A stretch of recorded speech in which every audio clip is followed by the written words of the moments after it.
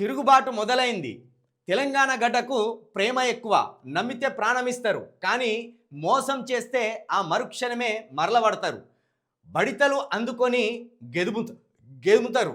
తెలంగాణ గెట్లు దాటేదాకా గుత్పలు అందుకొని ఉరికిస్తారు. ఇది తెలంగాణ నైజం. నిరంకుశానికి మారుపేరుగా చెప్పుకునే నిజాం రాజునే గడగడలాడించిన నేల ఇది. ఆ పౌరుషం ఇప్పుడు మళ్ళీ చూపిస్తున్నారు రైతులు, గిరిజనులు, దళితులు, సామాన్యులు. ఆఖరికి చట్టాలు చేసే అధికారులు కూడా తిరుగుబావుట ఎగరేస్తున్న పరిస్థితి. అధికార కాంగ్రెస్ తీసుకొచ్చిన మార్పుపై 365 రోజులు నిండకుండానే ప్రజలకు విసుగొచ్చిందనేది ప్రతిరోజు జరుగుతున్న నిరసనలను బట్టి అర్థం స్పష్టమవుతున్నది. 25 ఏళ్ళు కూడా నిండని ఓ నిండు చూలాలు కడుపున తన తొలుచూరు బిడ్డను మోస్తూ భర్తను జైల్లో పెట్టారన్న బాధను గుండెల్లో మోస్తూ ఢిల్లీ దాకా వెళ్ళిందంటేనే తిరుగుబాటు స్థాయి ఎక్కడి దాకా వచ్చిందో కళ్ళకు కట్టినట్టు అర్థమవుతుంది. తెలంగాణలో రోడ్డెక్కుతున్న సబ్బండ వర్గాలు, కార్మికుల నుంచి కర్షకుల దాకా నిరసనలు, గిరిజనులపై దాష్టికాలు, దళితులపై దాడులు, 300 రోజులు దాటిన అమలు కాని 6 గ్యారంటీలు, కోటలు దాటుతున్న రేవంత్ సర్కారు మాటలు, ఏడాదిలోనే సర్కార్పై ప్రజల అసంతృప్తి, రహస్యంగా మీటింగులు పెట్టుకుంటున్న ఐఏఎస్లు, సర్కార్పై జంగు సైరన్ ఊదుకుంటున్న పేదలు, హైడ్రా మూసి పేరు వినబడితేనే వణికిపోతున్న సిటీ జనం, ప్రతిరోజు ఏదో ఒక చోట నిరసనలు, ఆందోళనలు, ముట్టడులతో దద్దరిల్లుతున్న సెక్రటరియేట్. మొత్తానికి రేవంత్ రెడ్డికి బ్యాండ్ బాజా అవుతుంది.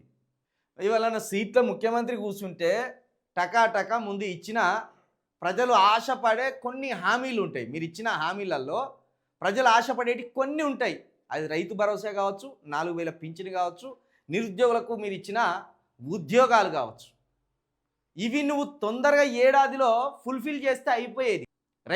రైతు భరోసాను అక్కడనే బండబెట్టినావు, 4000 పింఛను దిక్కులేదు. పోనీ ఉద్యోగాలు ఏడాదిలో 2 లక్షల ఉద్యోగాలు అంటివి, ఏడాదిలో 2 లక్షల ఉద్యోగాలు ఫిల్ చేస్తానంటివి, దానికి దిక్కులేదు. ఎటు చూసిన నిరసనలే. అసలు తెలంగాణ ముఖ్యమంత్రిగా రేవంత్ రెడ్డి ఇట్లా కూర్చున్నాడో లేడో, రేవంత్ రెడ్డి ఇంటి దగ్గరికే పోయిన నిరసన జరపడానికి. గురుకులాలకు సంబంధించిన ఉపాధ్యాయులు మాకు పోస్టింగ్లు ఎప్పుడు ఇస్తామని వాళ్ళ ఇంటికే పోయిన నిరసన జరపడానికి. కాబట్టి ఇక్కడ తెలంగాణ గడ్డకున్నది మామూలు పౌరుషం కాదు.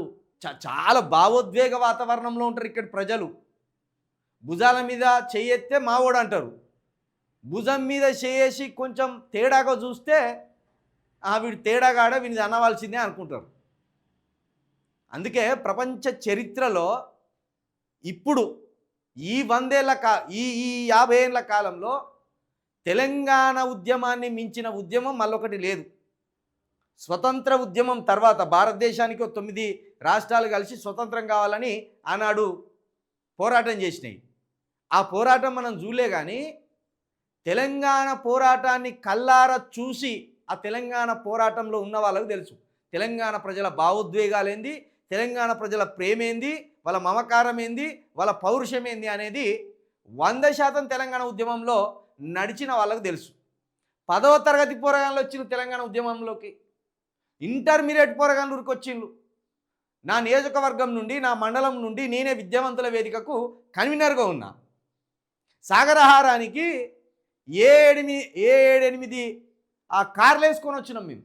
అదో మహత్తరమైన భావోద్వేగంతో కూడుకున్న ఉద్యమం. కన్న తల్లిని కాపాడుకోవడానికి కొడుకు కష్టపడ్డట్టు, ప్రాంతం అనే కన్న తల్లిని కాపాడుకోవడానికి ఆ రోజు ముక్కోటి గొంతుకలు ఒకటై పోరాడినాయి. సేమ్ ఇప్పుడు రేవంత్ రెడ్డి మీద కూడా గట్లనే తిరగబడుతున్నారు.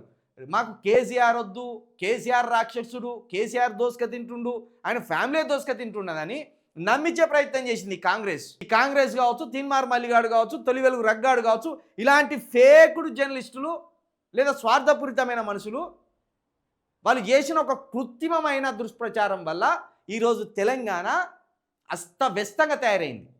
దేశం ముందట విధంగా తలదించుకుంటున్నది తెలంగాణ. ఈరోజు ఒకరోజు తెల్లారి లేస్తే తెలంగాణలో ఏ పథకం అమలు చేస్తున్నారు, తెలంగాణలో కొత్తగా ముఖ్యమంత్రి గారు ఏం ప్రవేశపెట్టబోతున్నారు, ఇట్లా మాట్లాడుకునేది. ఈరోజు ఇదే తెలంగాణ గురించి దేశం మొత్తం నవ్వుకుంటున్నది. అక్కడ 6 గ్యారంటీలు అమలు కాలేదట, అక్కడ 4,000 పింఛన్లు వస్తలేదట, అక్కడ రైతు బంధు ఆగమైపోయిందట, ఇట్లా నవ్వుకునే కాడికి వచ్చినాయి పరిస్థితి. కాబట్టి ఇప్పుడు తెలంగాణ ఉద్యమంలో ఏ విధంగా అయితే మరలబడ్డారో సేమ్ ఇప్పుడు సబ్బండ వర్గాలు అట్లనే మరబడుతున్నాయి.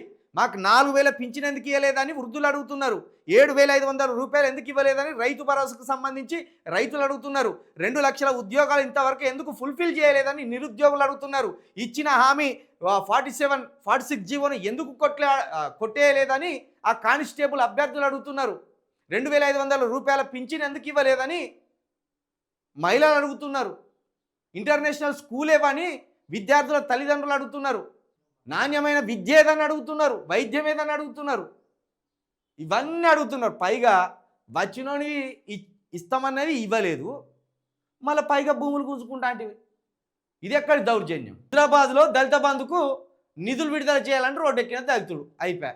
10 లక్షలు కేసీఆర్ ఇచ్చే, కేసీఆర్ ముఖ్యమంత్రిని దళితుని చేస్తానన్నాడు, అది చేయలేదు. 3 ఎకరాల భూమి ఇస్తానన్నాడు, అది ఇయ్యలేదు. కనీసం వీళ్ళ ఆవేశమో ఆగ్రహమో తగ్గించాలని దళిత బంధు అనే ఒక ఆలోచన చేసి దాంట్లో 10 లక్షలు ఇచ్చిండు, కొందరికి ఊరికొక్కనికో ఇద్దరికో ఇచ్చిండు, దానికి దళితులు అలవాటు పడ్డారు. ఇప్పుడు ఆ దళిత బంధును కూడా తీసేత్తివి, ఇంకేం చేసినావు, 2 లక్షలు ఎక్కువ కల్పిస్తా అంటివి, ఉన్నదానికే దిక్కు లేదు, మళ్ళీ 2 లక్షలు ఎక్కువ కల్పిస్తాను.